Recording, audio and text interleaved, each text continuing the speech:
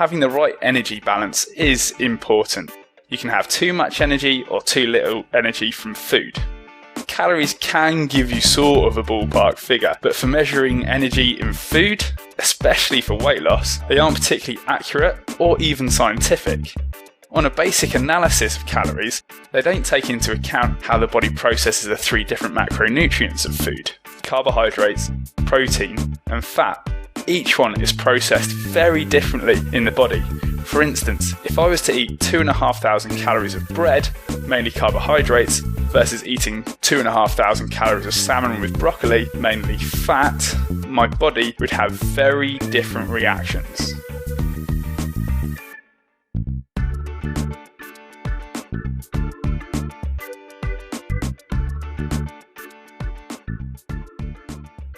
Calories, we're burning calories, we're exercising more, we are not eating enough calories, and we're trying to lose weight. We lose it for a while and then we stop losing it. Now what? Who's to fault? Who's to blame now? Because the amount of calories are less and the amount we're burning is more. So then we have to blame something else. So what's the next thing we blame? Metabolism. So it's the fault of my metabolism. And that is because now I'm aging, and as we age, metabolism has to come down, and it is because of my genes. So my parents gave me the wrong genes, and therefore I don't know how to break down fat. It's not my fault. So then what do? We need to override the gene, because we're not happy with the genes we've been given. So we can't accept the fact that there is fat. So what do we have to do? We have to make it go away. So how do we make it go away? We make it go away by taking something that overrides this process. So what is that something we take? The first thing we start taking is drinking too much water. Because when I drink too much water, I don't feel hungry. If I don't feel hungry, I'm not eating a food that has calorie in it. And if I'm not eating a food that has calorie in it, I will drop weight. So what we start doing is drinking water. And when I take a sabzi that I have made and I put 5 liters of water in it and I serve it to my family, what will they do to me? They'll throw the food back on my face, because is there any flavor in it? No. Why? Because it's diluted too much.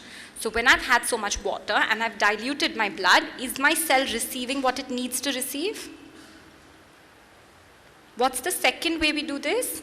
By taking in excess protein. So protein shakes, oats, Threpton biscuits, protein bars, energy bars, all the different names that we give to protein. So what do we start doing? Eat more protein, because it fills your stomach up but gives you less calories, so you're going to make less. So you're going to be able to drop the fat.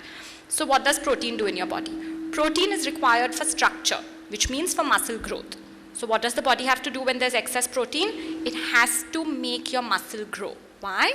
Because what excess protein does is create an inflammation in the muscle. So what does your body have to do? It has to take all this fat that it has stored, put it into the muscle, because the muscle needs more material, and help the muscle grow. So muscle grows at the cost of everything else in the body growing. So what else is not regenerating? The skin is not regenerating. Hair is not regenerating. So what are we seeing now? Issues with skin and people balding faster. What starts happening to people who are on high protein and exercising more? Joints start hurting. Muscle injuries are higher. Muscle takes longer to repair. Immunity gets lower. Colds and coughs happen faster. Falling sick occurs sooner. Why is that happening? Because of degeneration. Can the body allow degeneration to happen? No. So what does the body start doing? It allows your muscle to grow for a while, but after a while it says, bus, muscle can't grow any longer.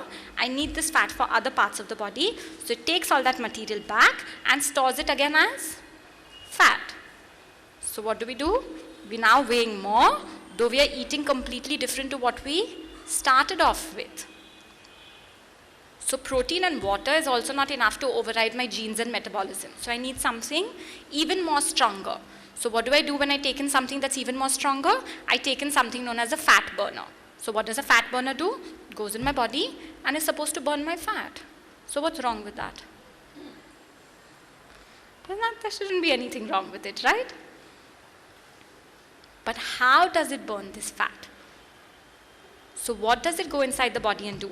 It creates what we call is a situation that makes you feel like you're under stress, which means irrespective of whether you are under stress or not, it makes your body respond as though it is. which means it increases circulation, it increases heart pumping, it increases the amount of sugar in your blood, it increases the amount of triglycerides in your blood, and it keeps making your body believe that there's danger that needs to be fought.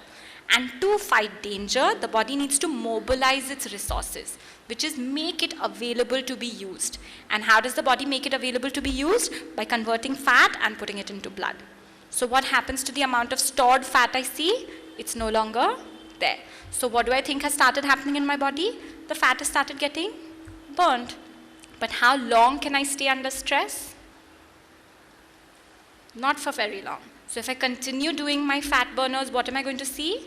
A consequence of high stress. So what starts happening to my body? My heart starts getting affected, my brain starts getting affected, my behavior starts getting affected, and all functions in my body show that I'm under stress. So after a while, because there's pressure from everybody, and everybody says it's better to be fat than to be unhealthy, forget it, let it be.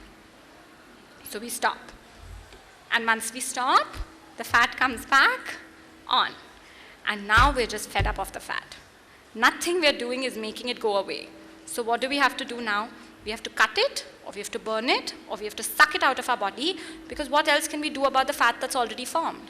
So I go for lipolysis, or I go for liposuction, or I go for what is known as a bariatric surgery. And what are they trying to do? They're taking this fat out. Now, like Dr. Venkat said, do we know what fat is? So what are we taking out of our body? So when they are taking something out, which is a part of your body, do we know what that is? And what is the consequence of that in the body? Haven't thought about it? Haven't asked it? Because we don't want to know? Because the only thing that we want is for fat to go away. And that we are getting. And finally, when that also doesn't work, what is the root cause of the problem? Feeling hungry and wanting food. Where am I feeling hungry? In my stomach. So what am I going to do to my stomach? I'm going to shut it. Because if I shut my stomach, I'm not going to feel hungry. So what do? We take our stomach and we band it, or we staple it, or we completely bypass it. Which means we take our food pipe, bypass the stomach, and go and attach it to the small intestine. And then I feel that I'm not hungry. My first client ever when I was in Sydney was somebody who had come to lose weight and who had already done a stomach stapling. She was always hungry because hunger is felt in the small intestine and not in the stomach. So she constantly was hungry. She thought about food, she dreamt about food, all her relationships were about food, her day was about food. She used to cook and cook and cook and cook the whole day long because that's all she could think about. And then after she finished cooking, she could eat exactly 1 tablespoon of what she had made because that's how much space they had left in her stomach. So she used to just eat 1 spoon of whatever she had made but could only think of food. And she could pass a motion only once in 12 days. But because the goal was not to feel fat or not to have fat, it was okay to band or staple the stomach. So we are starting off with a little fat, and because we have not understood that fat and don't know why it's there, don't know what needs to be done about it, every action that we take towards the body actually increases fat rather than decreasing it. Till we come to a point where all we can think about is getting rid of the fat. And then we are not looking at the body, we're not looking at health, and we're not looking at consequence. One of the conclusions that had been drawn through the studies that were done in the 1900s on this semi-starvation diet was that people who were lean and put on the diet stayed lean, and people who were fat and were put on the diet stayed fat. Which means counting calorie, reducing the consumption, or burning more fat had no consequence on either weight drop or on weight gain. So without understanding what fat is, we're choosing either to overconsume because we think we don't have enough, or we're choosing to break it down without realizing that it has a role to play in the body. So now we have to understand what is fat.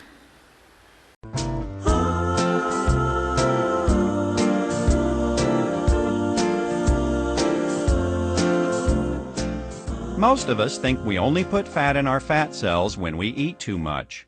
But as Gary Taubes explains in Good Calories, Bad Calories, your fat cells are like rechargeable fuel cells. Every time you eat, you store some fat. In between meals, fat comes out of your fat cells to provide the fuel for your muscles and organs. If you're naturally thin, it's because you have efficient fat cells. Fat goes in quickly and it comes out easily. Your body doesn't need much fat because the little bit of fat you do have is a reliable source of fuel. If you're predisposed to be fat, it's because you have greedy fat cells. When you eat, you tend to store calories as fat instead of burning them. And when your other tissues need those calories, the fat comes out slowly if it comes out at all. What are they doing? Did one of you guys forget to pay the food bill? Are you going to eat all that? The end user of food that we eat are our individual cells. And it doesn't matter if it goes in our mouth. If it doesn't get to those cells, we starve. We starve at the cellular level.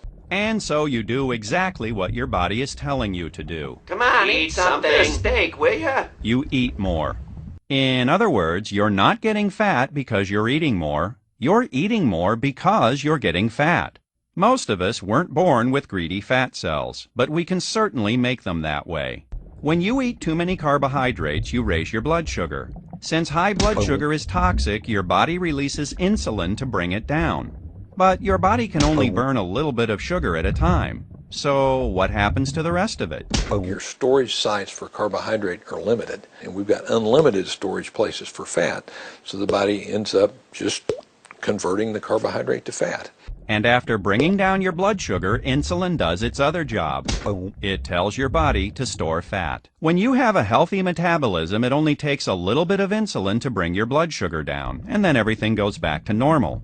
But over time, that can change. The cells can become resistant to the effects of insulin. In essence, when that happens, the insulin's talking, but the cells just aren't listening. And so they don't get the message from insulin, so they don't do what they're supposed to do. Hello? Stop hitting me. I'm not hitting you. Stop hitting me. I'm not hitting you. And so your body does what it has to do. It starts producing more insulin. You finally reach the point to where your insulin's high just to keep your sugar normal, even if you're not eating any sugar. And then when that happens, then it's starting to drive stuff into the fat cell, and then you've reached this point where all of a sudden, bam, you get fat. Fat head, yeah. I'm gonna start thinking smarter. Fat head. Do I have to say anything more? Did we get what we saw? So what is fat? Fat is a living cell. When I say blood, you know it's red, you know it's liquid. When we say fat, what do you think it is? One white jelly-like substance that if you cut you up, you're going to find one thick layer. But what did we just see? That it is a living cell. So just like you have eye cells and nose cells and skin cells, what is your body pre-programmed to do? It is pre-programmed to produce fat cells. And what does a fat cell do? Stores energy. And why do you need energy? Because without energy, life cannot exist. So through evolution, through the process of wanting life, what is the natural law that exists in every animal, and therefore in you, the mechanism to produce fat every time the amount of energy in your body is less. So what is seen? You take an animal that is hibernating in winter, and what do you see in that body? That body is full of fat cells. You cut it up, you're going to find 1 kilo of dalda. That is what is going to ooze out of an animal that is hibernating. And in the summer, what will you see? That same animal is half its size and the amount of fat cells in its body is less. What do you see? You take this animal in winter and you put it in light. You give it as much food that you want. Tempt it as much as you want. Will it pick up anything? No. And in summer, you starve it. And will it produce fat cells? No. You suck the fat cells out of the animal, lipolysis. And what happens? The body will produce that amount that you took out. Or the body will change the amount of energy it requires. So by the end of that hibernation period, it gets how much energy it requires. What does this mean? Just like you have a thermostat in your body to regulate temperature, that irrespective of what temperature is on the outside, your internal temperature is 98.6. Irrespective of what gravity does,